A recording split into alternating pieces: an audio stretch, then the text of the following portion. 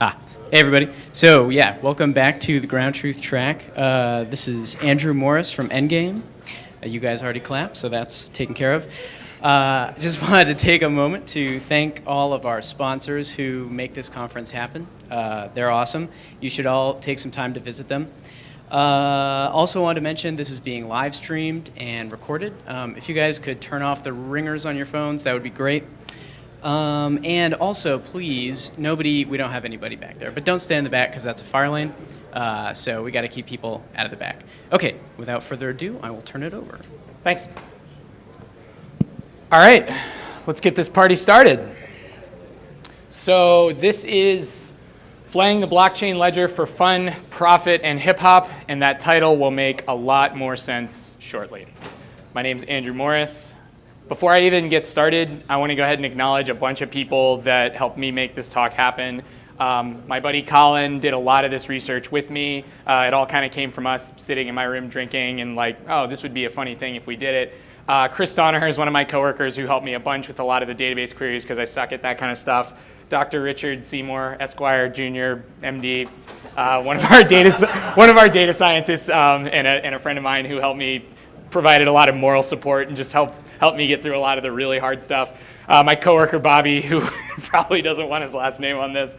My roommate Andrew, who like in a fit of disaster drove me to his office because I needed a faster internet connection than my shitty third world country South Carolina internet. A guy named Edward Iskandarov, who he wrote the library, the blockchain parsing library that I actually ended up relying really heavily on and checked it into GitHub like a month ago, which is great. Oh, damn it, I didn't do that to do. There's a guy on YouTube. I'm the worst. I'm gonna have to follow up with his actual name. He has a series on explaining Bitcoin from beginning to end. It's like a 5-hour YouTube series where he basically like reads through the Bitcoin paper and ELI5s, everything on there. A guy named Tom Gebhar, I don't know how to pronounce his last name, but he wrote a really awesome tutorial on like how to parse the blockchain ledger. And I'll link to all this stuff. Kurt Barnard, my friend and roommate who helped me, again, with making a lot of this stuff happen, getting through some of the problems I ran into. Satoshi Nakamoto, whoever the hell he is, this Bitcoin is genius, and obviously none of this would happen without him inventing it, or them, or whatever. The Bitcoin documentation, the developer documentation is exceptional. The two guys that got in a fight two shmoocons ago that led to me making the worst joke of all time, and Endgame, the company that I work at, for just being supportive of the research and letting me do it. And with that, let's get started. So I tweeted a link just now. My Twitter is Andrew ___ Morris. I tweeted a Pastebin link that's going to have all of the hashes and links and queries that I'm going to be referencing here, just in case you guys want to actually follow along. Thank you, Amanda, for making that recommendation. This is the actual layout of the talk that I'm going to give today. A little bit about me. My name's Andrew Morris. This is my Twitter handle. I work on the R&D team at Endgame. My background is in offensive computer stuff. I was a pen tester for a long time, did a lot of red team work and stuff like that. I've been doing computer stuff for a really long time, my life considered, and it's surprising how bad I still am at it. I dropped out of high school a couple years ago, and I don't really feel like doing that anymore, and my favorite things are computers, music, and tweeting stupid stuff. Just to kind of like get it completely out there, today I'm just talking on behalf of myself. This is my own recreational research. I'm not talking on behalf of my employer. I'm just talking about technical observations. Endgame doesn't do anything with blockchain or Bitcoin, so again, this is just me. I am not a Bitcoin expert, which is, I guess, a little weird because I'm playing one right now, but Bitcoin and blockchain are massively, massively, massively complicated. I've read a lot about it and I understand it a decent amount, but it's still very, very complex. You're probably not going to walk away from this talk with a really intricate understanding of blockchain. You're going to have a better understanding of it, but I really highly recommend that you actually read about it yourselves, and hopefully that'll, I'll facilitate that happening. And please let me know if you see anything that's inaccurate. You can just shout it at me right now. I don't care. Don't worry about embarrassing me or anything like that.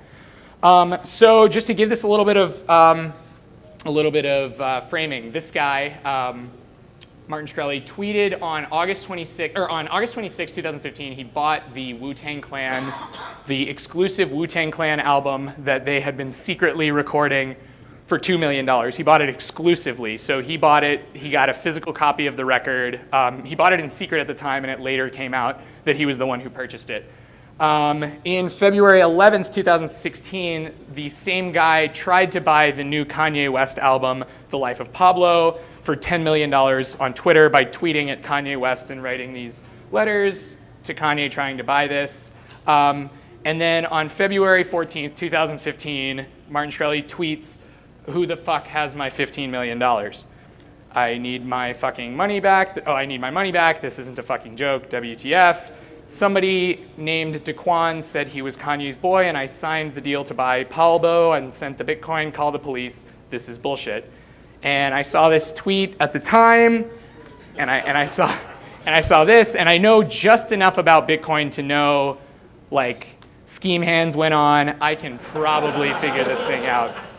So then I had the question, is it possible to actually find this transaction and figure out, like, find it on the ledger, right? $15 million is a lot of money. It's a non-trivial amount of money.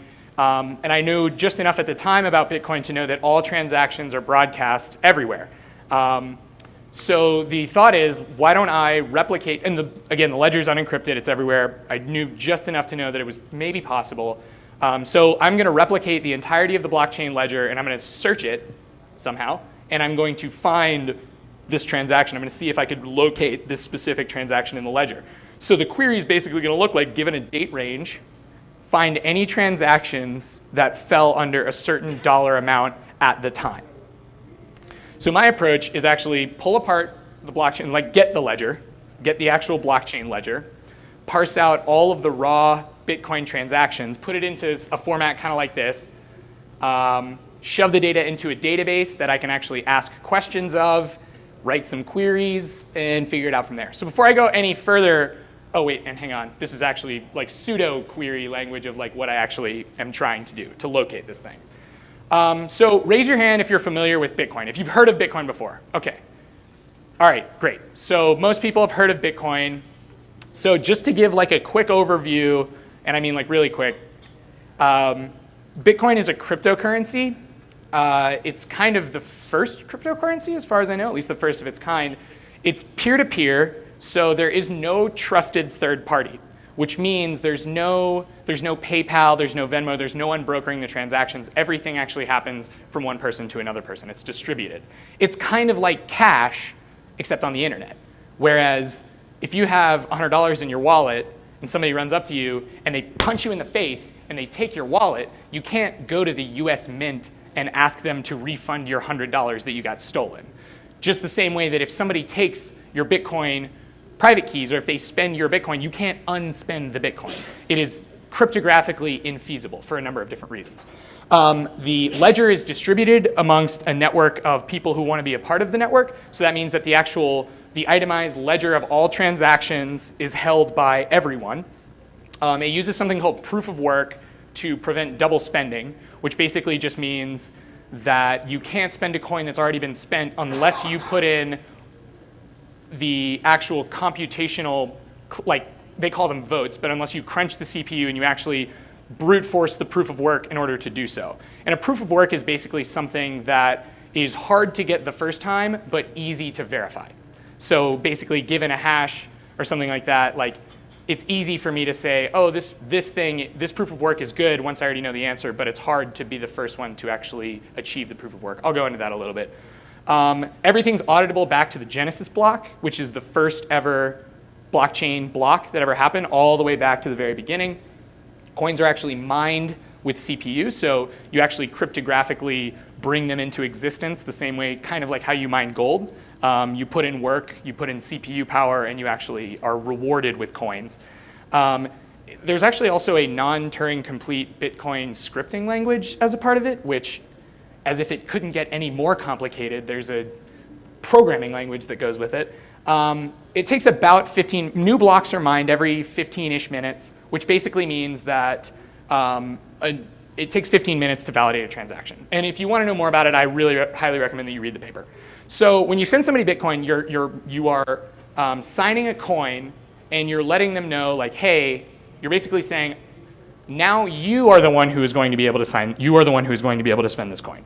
The transaction is broadcast everywhere, and everyone knows everything that happens, and the network regulates itself with something called difficulty, which basically just allows the blockchain network to continue to replicate every 15 minutes. When there's more people on the network, it's harder to mine Bitcoin. When there are less people on the network, it's easier to mine Bitcoin.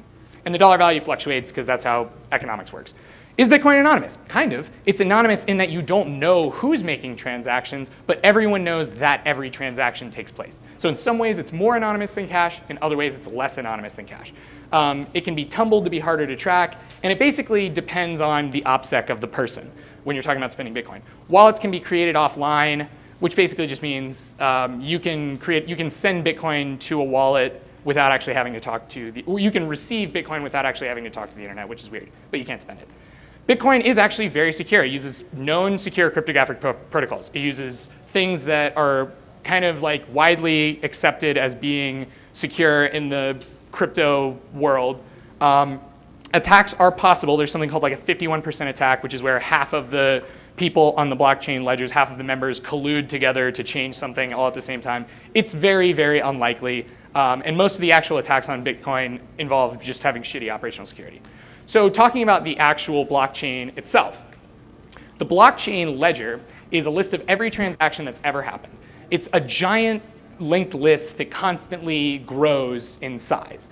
And the longest chain, the longest chain is the one that's trusted, which is basically the widely acknowledged, the cryptographically verified blockchain ledger. The one that everyone agrees on that's the longest is the one that's trusted. Everything is hashed, unhashed, so you can't change anything that's ever happened in the past without affecting everything moving forward, which basically means once something is on the ledger, as soon as another block gets on top of it, you can never change the thing that happened unless 51% of people agree to roll back. The blockchain is made up of blocks, as you could probably imagine. Blocks are made up of transactions. Transactions are made up of inputs and outputs. An output is a wallet sending coins to somebody else. It's basically you saying, this person is going to be able to spend these coins at some point. And an input is somebody acknowledging that, referencing your transaction, then making another output to someone else. This is relevant at some point. So if you want to actually access the blockchain, this is like the plebeian way to do it. And I say that like kind of joking. But you can go to blockchain explorers, like blockchain.info, stuff like that, which are ways that you can click through the ledger and actually go and browse wallets, browse transactions, stuff like that. There's lots of them. There's even an offline one that you can get that actually parses the ledger yourself. I'll get on that a little bit. This is what it looks like. It's not terribly clear here, but the height basically means like which block it is in order. The first block was block number 1. It had a height of 1. And then as it increases, so on and so forth. The age, self-explanatory. Transactions is the amount of transactions that take place inside of that given block. Total spent is the USD value of all of those transactions added up. Relayed by basically means like this is the person, this is the group, or this is who advertised, the advertiser of whoever mined that block, whoever brought it into existence. And then the size is just the data size of the block itself. You can look at Bitcoin addresses, which is Bitcoin wallets. You can look at given transactions on websites like these blockchain explorers. But unfortunately, you can't actually do what I needed to do, my use case, which is basically I need to know all transactions that happened in this value at this given time. There's no way to ask that of blockchain explorers that currently exist. There's no API exposed for that.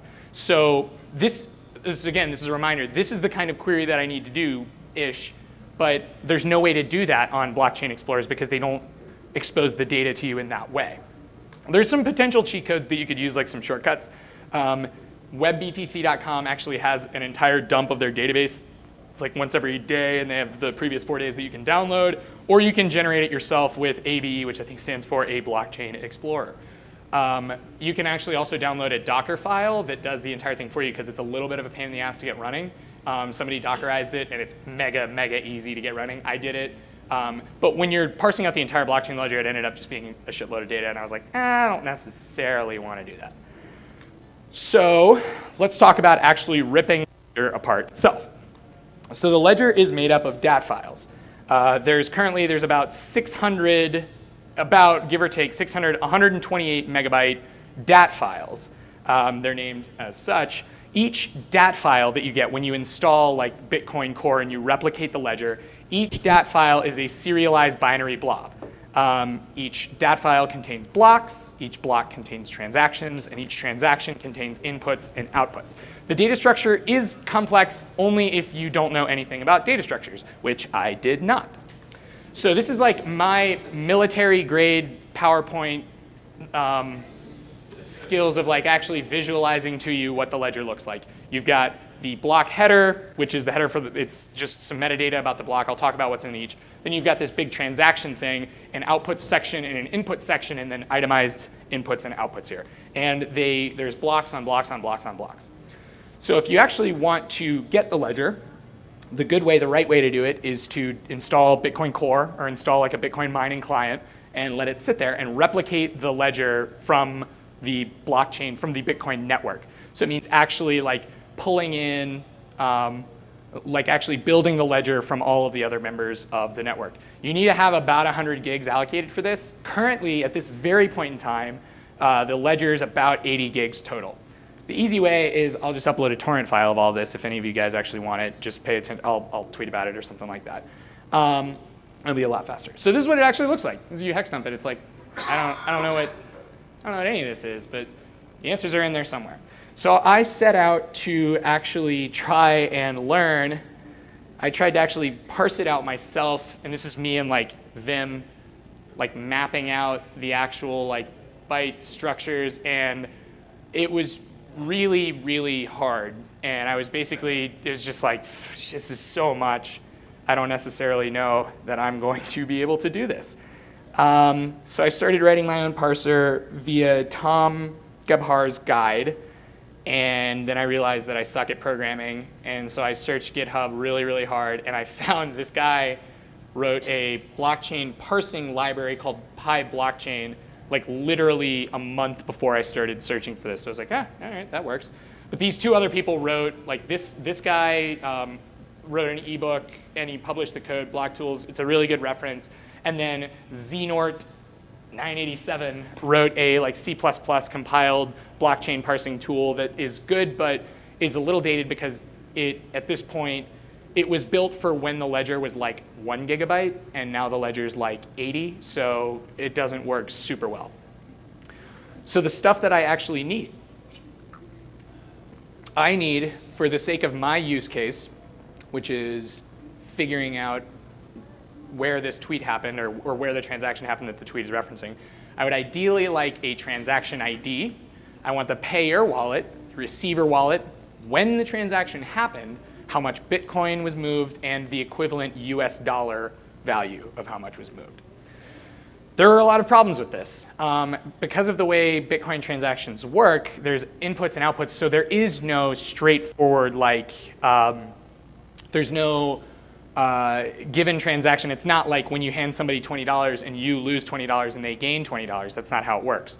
There's these complex sets of inputs and outputs. So there's like a form of almost a kind of state that you have to build where everything is referencing something that's previously happened. So you have to have everything or you can't do it at all, which I realized the hard way.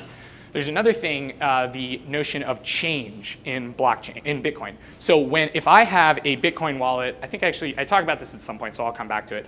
The payer wallet is not explicitly stated in the ledger. There's no payer wallet, there's no payer public key.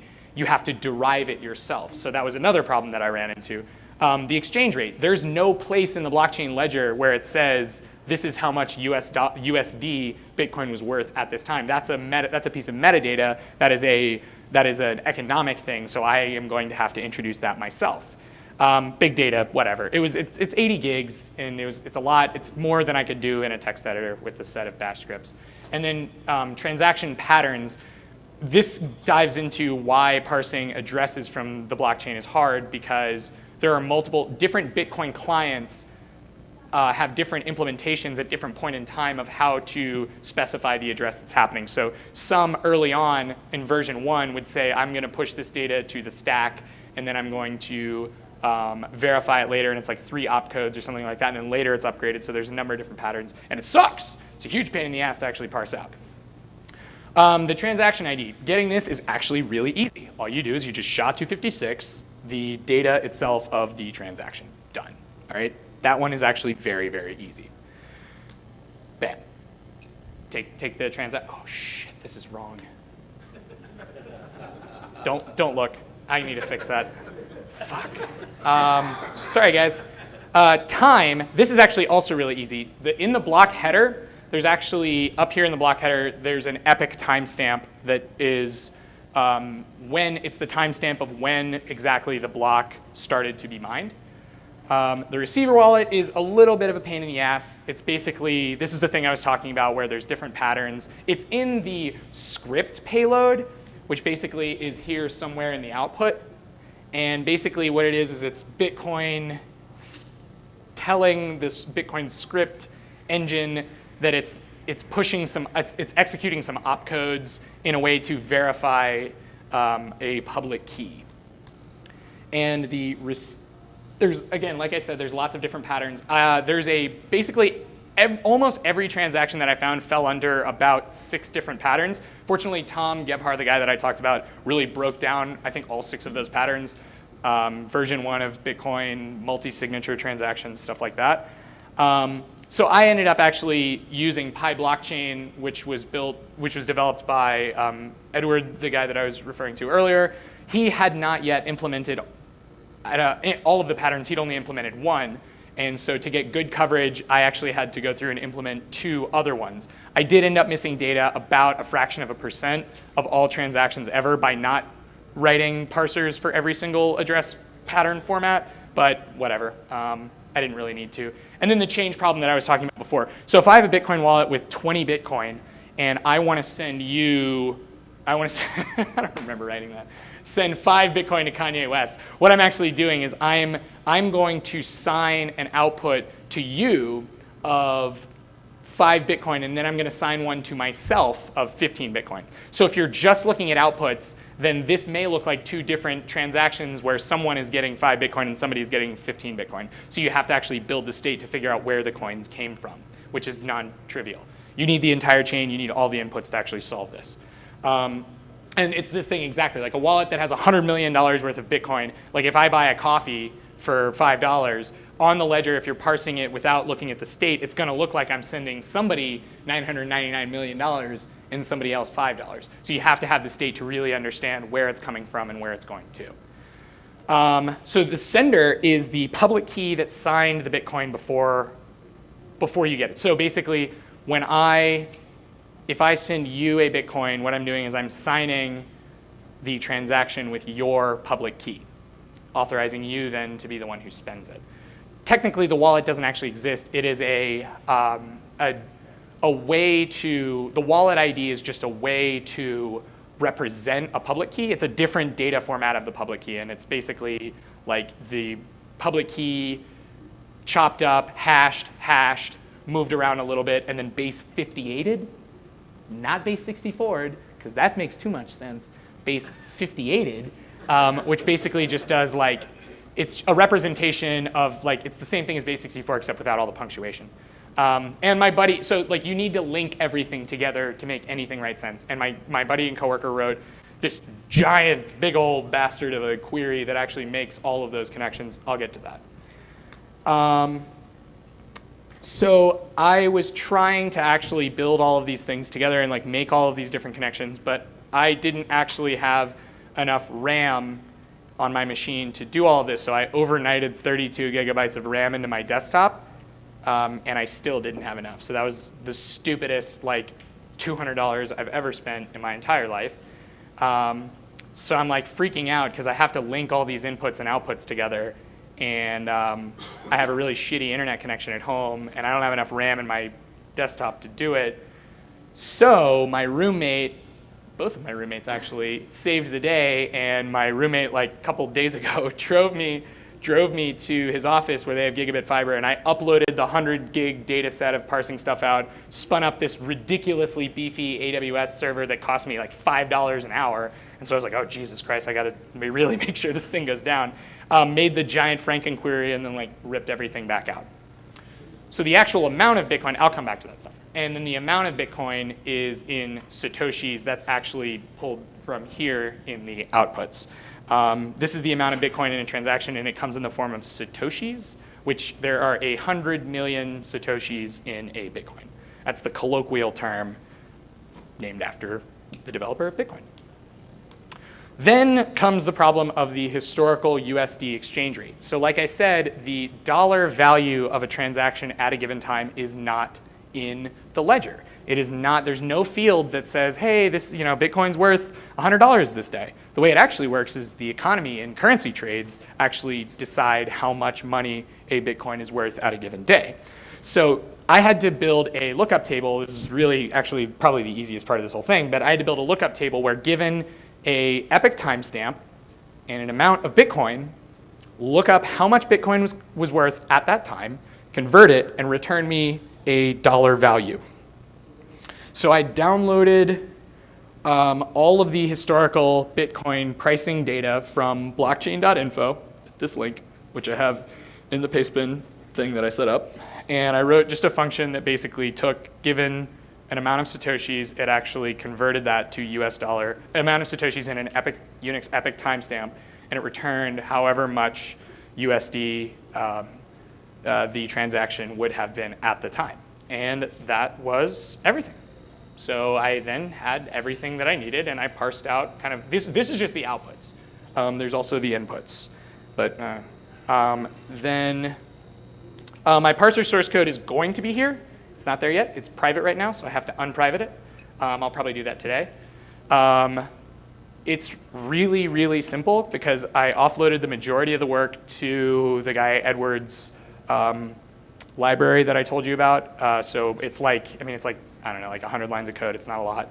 But I did have to do some work on adding code to his library to make it parse the other address formats. It requires Python 3.5. It will not work with Python 3.4. It will definitely not work with Python 2.7. And I tried to multi-thread it, but I suck at programming, so that's not done yet. And the code sucks, sorry. So then it was actually like getting it into a database because now that I have this, I need to get it into a place that I can actually query it and it's actually split apart. So I chose to use a really hipster database technology called ClickHouse, developed by Yandex, the Russian social media company, internet provider, search engine. That's right. I knew it. And why? Well, it's because one of my coworkers recommended it to me, and that's basically the end of that. It allows views, which is really cool. I don't know if this is a common thing in databases, but a view is where you have a query, and then it basically saves that query, or it treats that query as a separate table, the output of that query. So I used the views to actually link together the inputs and the outputs to create the state. That was the thing that ate all of the RAM in my machine. ClickHouse is really, really fast. It does everything in RAM, but if the query that you're doing is not going to fit in however much RAM you have on your machine, then it's just straight up not going to execute it. So you're just like, oh, shit, okay. And it writes everything to disk, which is nice. So I ended up with, after parsing the entire blockchain ledger, I ended up with 98 gigabytes of plain text CSV. It took about 13 hours to parse on my i7 or something. It took about 15 minutes to ETL one time into the database. And I just use this, basically just read it, shove it into the database. This is where linking the outputs and the inputs I'll show you the big nasty query that I ran into. But that is one SQL query. So that's just one giant, big, ugly query. But I end up with the transaction ID, the payer wallet, the payee wallet, the amount of Satoshis, US dollar, epoch timestamp, and the given date. This is the query. I'm just like, oh, please don't ask me to explain anything about this because I cannot. So once I actually got everything shoved into the database, this is what it ended up looking like. I have outputs, I have inputs, outputs, inputs, formatted for me all nice, and then when I mash everything together in the view, I have something like this. So then I started actually asking questions now that I had this nice parsed out blockchain ledger, and I wanted to know, okay, how many transactions have happened on the ledger over $1 million? A shitload. 60,000 transactions that were over $1 million at the time. How many transactions have happened over $10 million? 414. How many transactions have happened over $100 million? 7 transactions that at the time were over $100 million, which is ridiculous. So then I asked, like, well, what was the biggest one? So what I actually did is I just said, like, show me all the biggest ones ever, and then just graph it out for me. The biggest one ever was $127 million on November 22nd, 2013. Somebody actually wrote an article about it. I don't have the link, but you can just Google the date. And they were like, I actually think they wrote, like, quote, somebody just moved a shitload of money in Bitcoin. What a title. And so then I was like, well, how many transactions have ever happened? 140 million Bitcoin transactions have ever happened. How many unclaimed Bitcoin transactions have ever happened, which means let me rephrase that. What is the largest US dollar transaction that's happened that has not been spent, that's just been sitting there waiting to be claimed? There is a $34 million Bitcoin transaction that happened 2 years ago, and it's just sitting there. It's just sitting. Whoever has the private keys for it has not spent it in 2 years, and it's just hanging out. And at the time, I think it's now worth $34 million. I don't know how much it was at the time, but that's the biggest wallet that's been moving around. What are the days when the most US dollars have been traded in Bitcoin? So I don't have a very good way of actually looking at this, but I will read to you. This was $27 trillion on January 24th, 2016. Then leading that was $11 trillion on January 23rd, the day before. And then, yeah, there's some other ones. So any kind of queries like this, a lot of money moved. I didn't actually finish the slide, I'm sorry. But I can also ask how much money, if given like a public Bitcoin wallet, you can do this on blockchain.info anyway, so this is not as exciting, but how much money, how much USD has been moved to WikiLeaks? $125,000 in donations. Same thing, Pirate Bay, $3,000 in donations. So now we can actually ask questions like, what's the average amount of transactions per month? What is the average amount of US dollars moved in a given day? What is the most USD lost by somebody? This is the saddest query of all time, and I haven't actually read it, but it's who bought the most Bitcoin for the most money and sold it for the least money? And I'm just like, I don't even know that I can bring myself to do that because I would feel sad for them. And using this kind of stuff, you can find automated trades if you see basically like anything that happens of a certain amount in in a fixed time period. You can find stuff like that. And you can find Bitcoin tumblers, which is just people trying to hide where they got their Bitcoin from, something like that. And of course, most importantly, who the fuck has my $15 million? So I asked my system, show me transactions that took place in February and give me the biggest ones.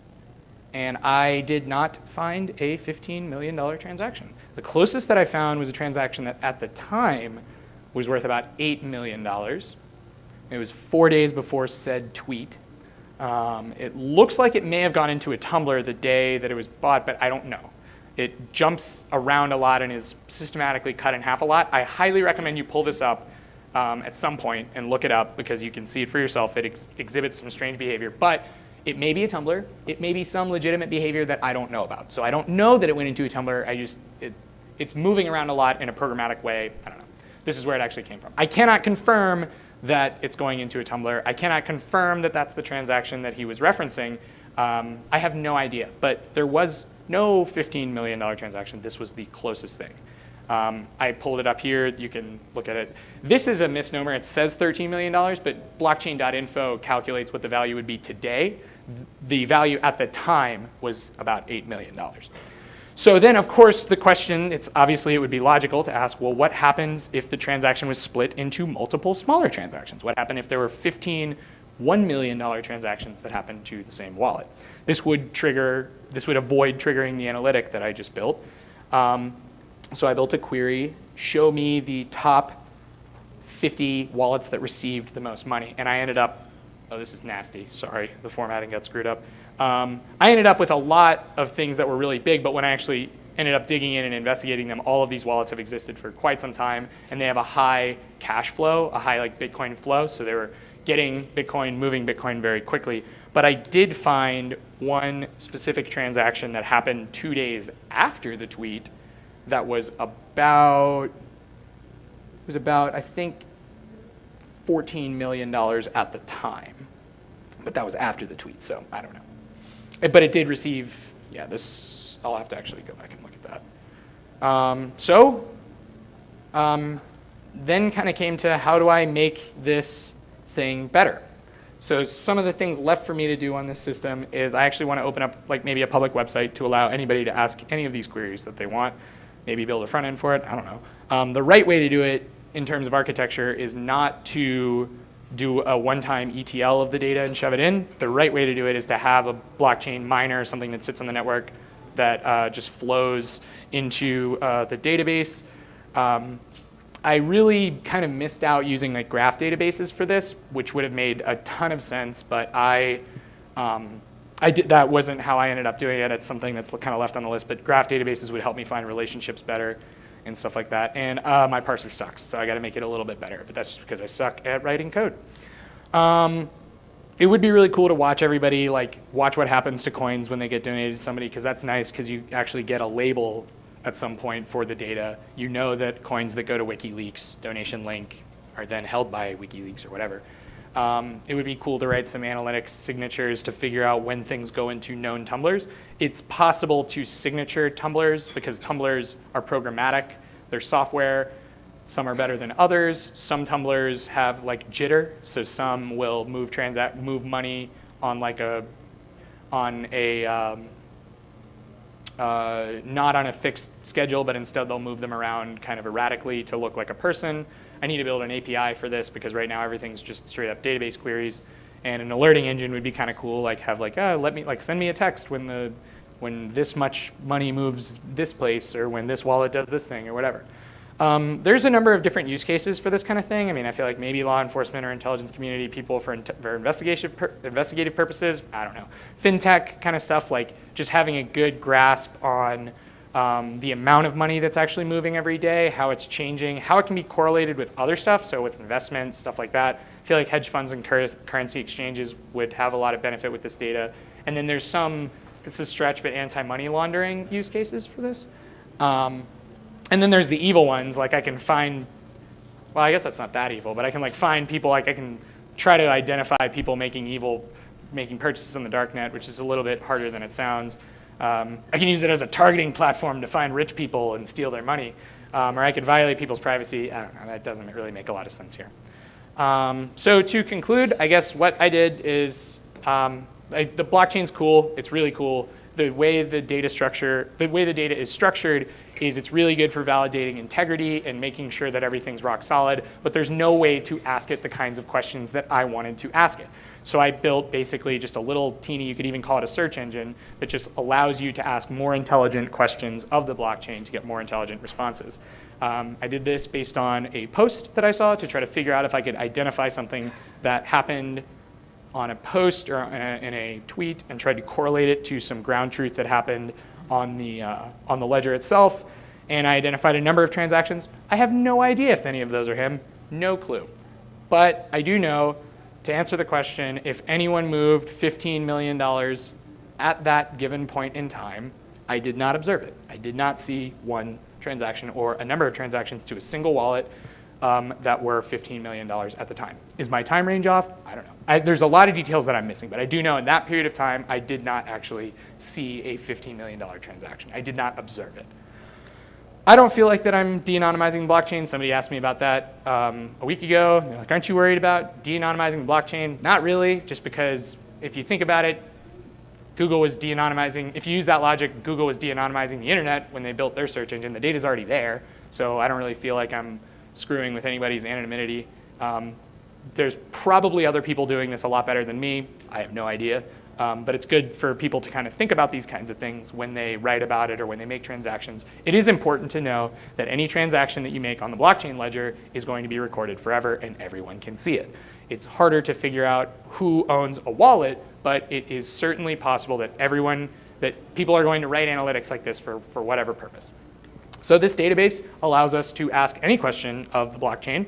It allows us to figure out who has the most unspent Bitcoin. Where is the Bitcoin at? Who has the most money? How much money was spent in a day? What is the average money? It allows you to correlate with stuff like the stock market. It allows you to correlate with stuff like current events or any other economic issues. And that is basically it. Oh, crap. Anybody have any questions? Yes? Oh.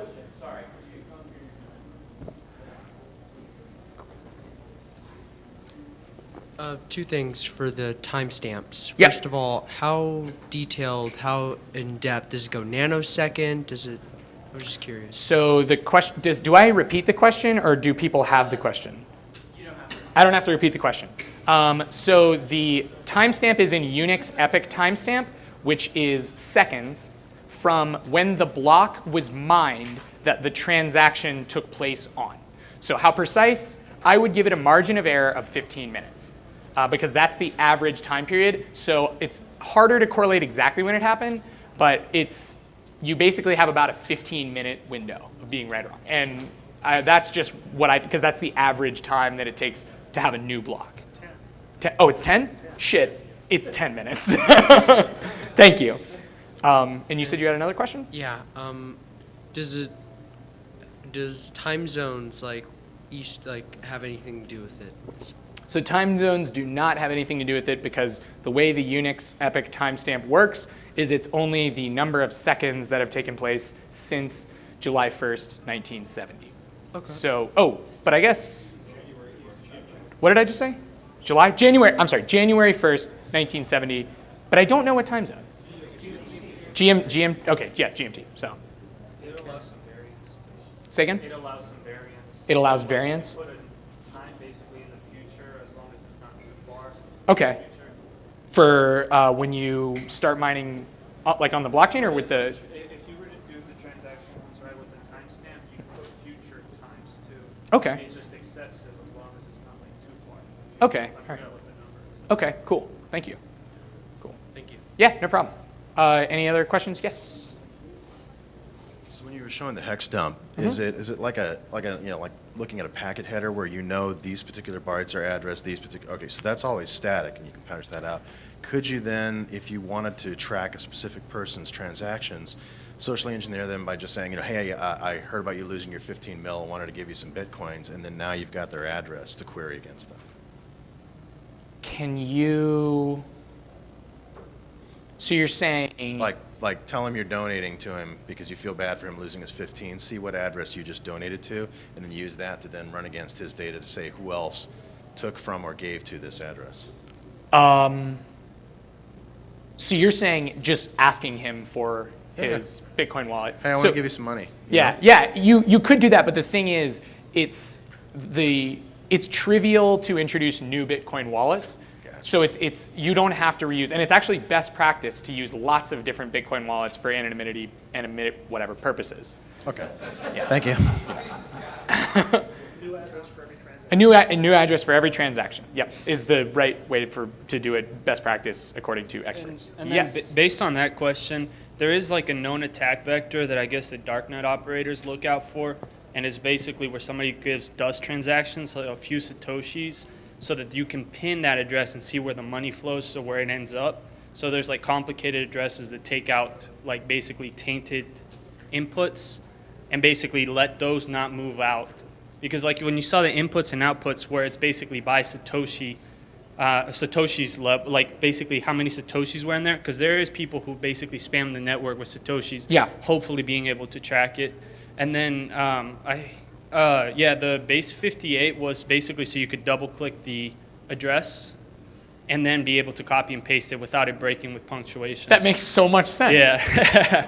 That makes so much sense. I figured it was either that or something with the QR codes where like maybe but that, yeah. Yeah, that it makes was way more basically sense. that, and I don't know why I'm thinking this too, but I don't remember exactly. The copy and paste I do was so when you had capital O's, like you had lowercase and no zeros, so you don't confuse them. Oh, yeah, sure. So it was like back in the original design, but it is a pain to work with. Yeah. Then there's this project out there called Blockseer that does like something similar, but with graphical relationships. You can actually see the input outputs. Okay. And then my question was, how big was the actual data set after you put it in the database? So like that. How big was it on disk after it was in the database? Yeah.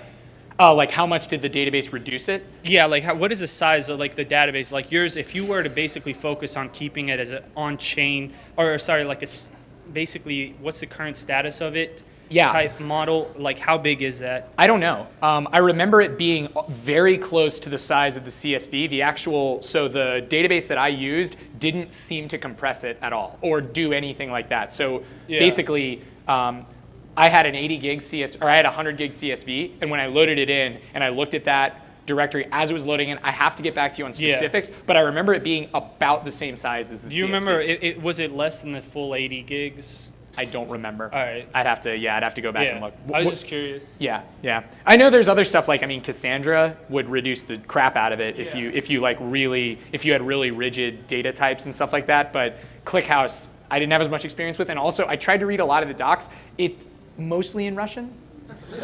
So like I would go and I search like, is there compression, and I find like one Google Talk post of a bunch of Russian. I don't know what. They give you a link to some other. Yes, another link to another Russian form. I don't know what the fuck any of this means, man. You're really not helping. But yeah. Yes. So is there anything in the blockchain protocol or whatever to stop like maybe me having two wallets and just transferring one Satoshi back and forth? There is a transfer fee. Okay, cool. So the way that works is basically, this is going to get into a lot of other stuff, but basically there's a finite amount of Bitcoin that can be mined, and eventually when all of those, by design, when all of those Bitcoin are mined, the Bitcoin network will be powered and Bitcoin miners will be rewarded specifically by fees. So a transaction fee is extracted from every transaction, and it pools together to actually then reward the miner once Coinbases are gone and once once mining new Bitcoin, once all the Bitcoin are in circulation. So to answer your question, yes, there is something preventing you from doing that. Cool. Any other questions? No? I'm done. My name's Andrew. Thank you guys so much for coming to this talk.